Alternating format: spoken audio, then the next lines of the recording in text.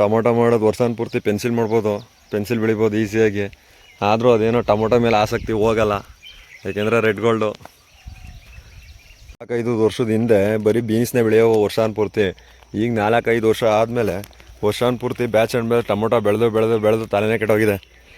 ಆವಾಗ ವರ್ಷಕ್ಕೆ 1 ಬೆಳೆ 2 ಬೆಳೆ ಬೆಳೆದ್ರು 1000 ರೂಪಾಯಿ ರೇಟಲ್ಲೇ ಸಿಕ್ಕೋದು, ಆರಾಮಾಗಿ ಸೀಸನ್ ರೈಟ್ ಆಗೋದು. ಇವಾಗ ಹಂಗಲ್ಲ, ಅನ್ಸೀಸನ್ ರೈಟ್ ಆಗುತ್ತೆ, ಸೀಸನ್ ರೈಟ್ ಆಗೋಲ್ಲ. ಇಷ್ಟು ದಿನ farmers welcome to my channel, subscribe ಮಾಡ್ಕೊಂಡು ವಿಡಿಯೋ ನೋಡಿ.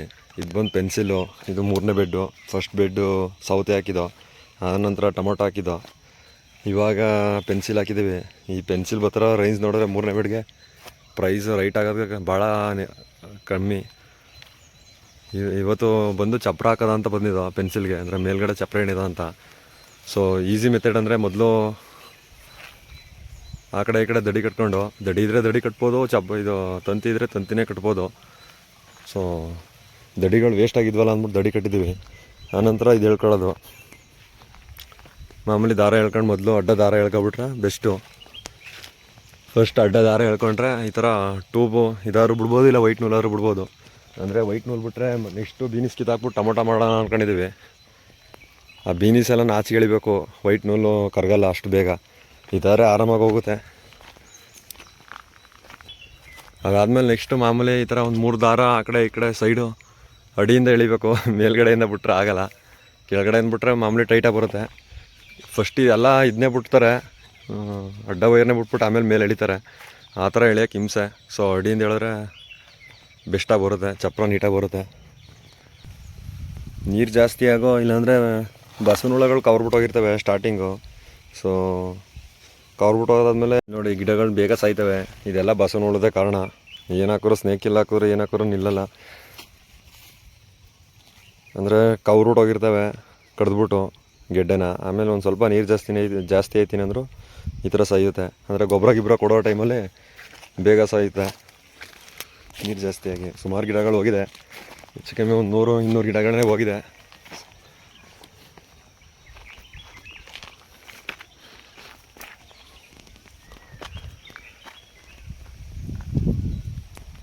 ತೆಂಗಿನ ಮರ ಇದೆ, ಆದರೂ ಚಪ್ರ ಹಾಕಿದ್ದೀವಿ.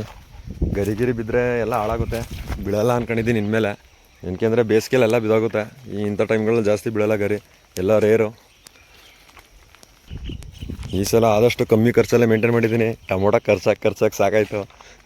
ಈ ಸಲ ಟೊಮೊಟೊ ಅಂಥ ಎಕ್ಸ್ಪೆಕ್ಟೇಷನ್ಗೂ ಭಾಳ ನಿರೀಕ್ಷೆ ಕಮ್ಮಿ ಆಗೋಯ್ತು. ಬಜೆಟು ಎಲ್ಲ ಖರ್ಚಿದ ಮೇಲೆ ಸ್ವಲ್ಪನೇ ಅದೇ ಬಂದಿರೋದು. ಟೊಮೊಟೊ ಮಾಡೋದ ವರ್ಷನ ಪೂರ್ತಿ ಬೀನಿಸ್ ಮಾಡ್ಬೋದು ಆರಾಮಾಗಿ, ಏಕೆಂದರೆ ಟೊಮೊಟೊಗಿಂತ ತೀರಾ ಬಜೆಟ್ ಕಮ್ಮಿಲಿ ಬೆಳಿಬೋದು ಇದು. ಆಮೇಲೆ ಬೇಗ ಬೆಳಿಬೋದು, ಕಣ್ಮುಚ್ಕೊಂಡು ಬಿಡುವಂಗೆ. ಟೊಮೊಟೊಗಾರೆ 108 ರೋಗ, ಇದಕ್ಕೆ ಯಾವ ರೋಗ ಇಲ್ಲ, ನೆಮ್ಮದಿ ಬೆಳೆಯೋಕ್ಕಿದ. ಆದರೂ ನಾವು ಟೊಮೊಟೊ ಮೇಲೆ ಆಸೆ ಜಾಸ್ತಿ, ಹಂಗಾಗಿ ಟೊಮೊಟೊ ಬೆಳೆದು ಹಾಳಾಗೋಗಿದ್ದೀವಿ. ಏನಿದೇನು 3 kg ಬೀಜ ಇರ್ಬೋದು. ಏನು ಖರ್ಚು ಇದುವರೆಗೂ ಆಗಿದ್ರೆ ಹಬ್ಬ ಅಂದರೆ 30 ಸಾವಿರ ಆಗಿರ್ಬೋದು ಅಷ್ಟೇ ಖರ್ಚು. ಅಂದರೆ ಎಲ್ಲ 3ನೇ ಬೆಡ್ಡಲ್ವಾ, ಕಾಸ್ಟ್ ಕಮ್ಮಿ. ಬರೀ ಬೀಜ ಒಂದು 3 ಸಲ ಡ್ರಂಚಿಂಗ್ ಮಾಡಿದ್ದೀವಿ.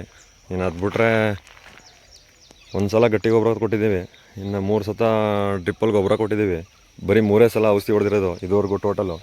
ಟೋಟಲ್ ಔಷಧಿ ಎಷ್ಟಪ್ಪ ಅಂದರೆ ಇದುವರೆಗೂ ಹೊಡೆದಿರೋದು 3700 ರೂಪಾಯಿನೋ ಆಗಿದೆ ಟೋಟಲ್ಲೇ 3 ಸಲಿಗೆ. ಇನ್ನು ಈ ಸಲ ಒಂದು 3000 ರೂಪಾಯಿ ಹಿಡಿತದೆ ಅಂದ್ಕೊಂಡಿದ್ದೀನಿ. ಈ ಸಲ ಹೊಡೆದ್ರೆ ಇನ್ನು ತಂತಿಗೆಲ್ಲ ಕೌಚ್ಕೊಳುತ್ತೆ.